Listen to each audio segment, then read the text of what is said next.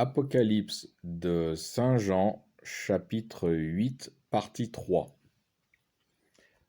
Donc je reprends où on en était resté, donc au verset 10. Et le troisième ange sonna de la trompette, et il tomba du ciel une grande étoile, ardente comme une torche, et elle tomba sur le tiers des fleuves et sur les sources des eaux. Le nom de cette étoile est Absinthe, et le tiers des eaux fut changé en absinthe, et beaucoup d'hommes moururent de ces eaux, parce qu'elle était devenue amère. Le texte qui fait référence dans l'Ancien Testament, c'est le livre de l'Exode, chapitre 15, versets 22 et 23. Donc je vais le lire. Moïse fit partir Israël de la mer Rouge. Ils s'avancèrent vers le désert de Chour, et marchèrent 3 jours dans ce désert sans trouver d'eau. Ils arrivèrent à Mara, mais ils ne purent boire l'eau de Mara, parce qu'elle était amère. C'est pourquoi ce lieu fut appelé Mara. Je reviens sur le livre de l'Apocalypse.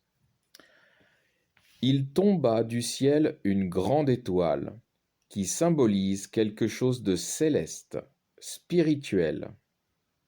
La Bible parle également des étoiles comme des guides, des repères pour l'être humain.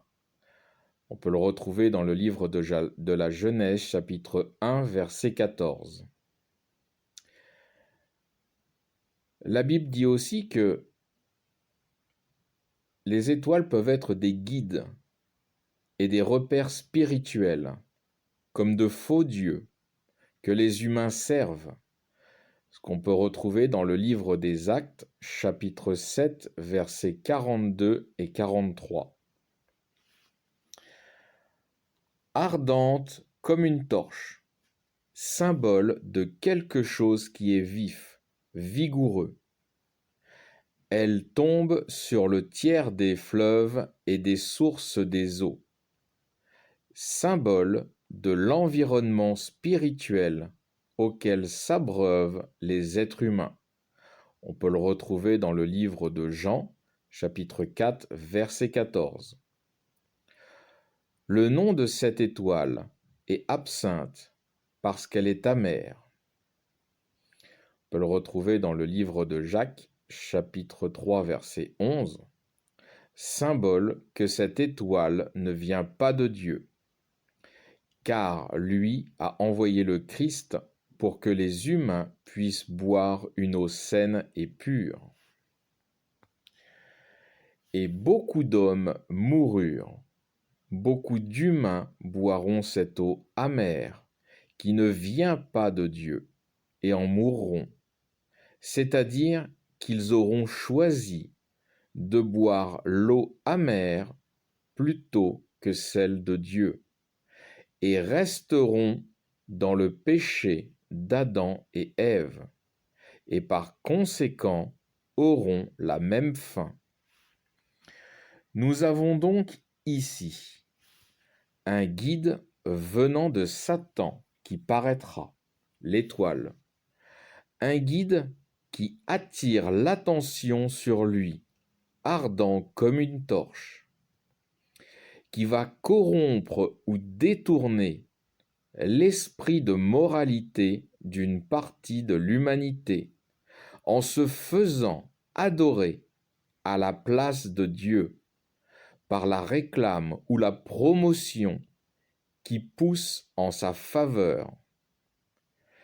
Elle tombe sur les tiers des fleuves et sources d'eau et les rend amers.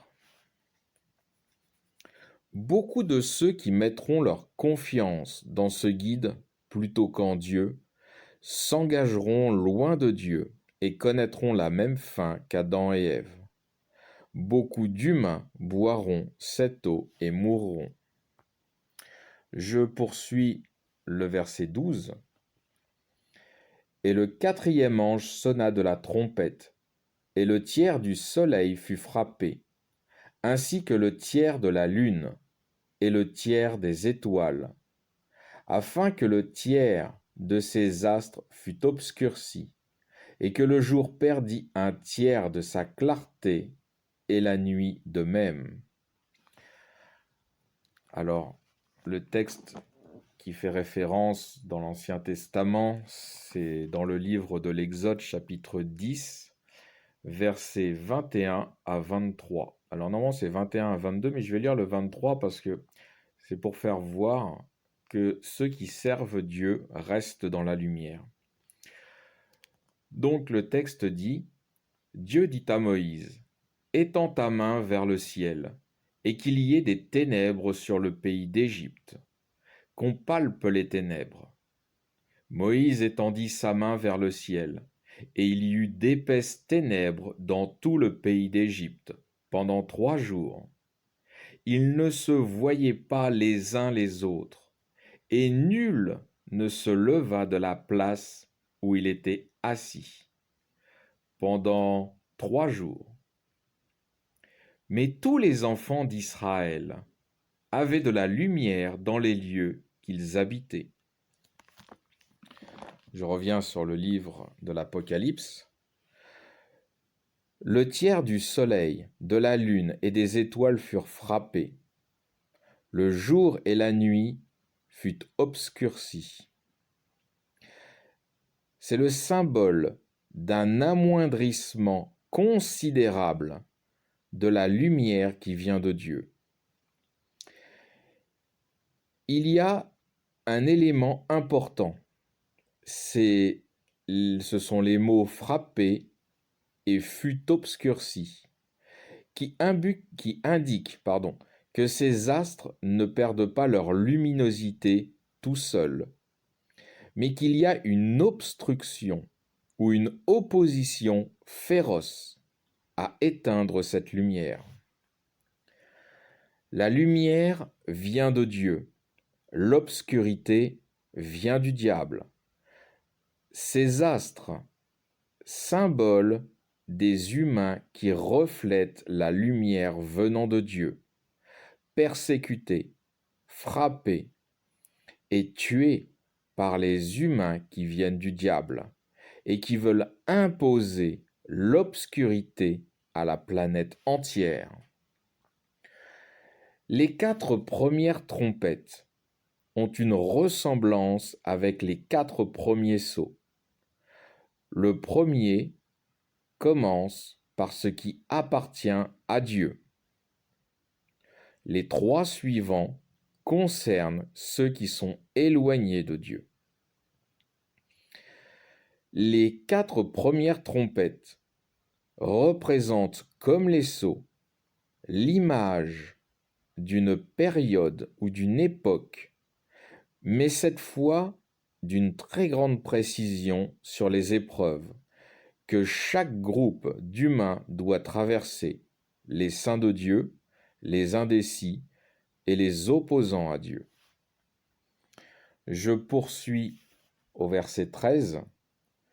Puis je vis et j'entendis un aigle qui volait par le milieu du ciel, disant d'une voix forte, Malheur, malheur, malheur à ceux qui habitent sur la terre, à cause du son des 3 autres trompettes dont les 3 anges vont sonner. L'ange de Dieu prévient. Les 4 premières trompettes d'épreuve d'avertissement de Dieu ont retenti. Les 3 prochaines trompettes vont être le malheur de ceux qui habitent sur la terre et refusent de se repentir et rendre gloire à notre Créateur. Fin du chapitre 8.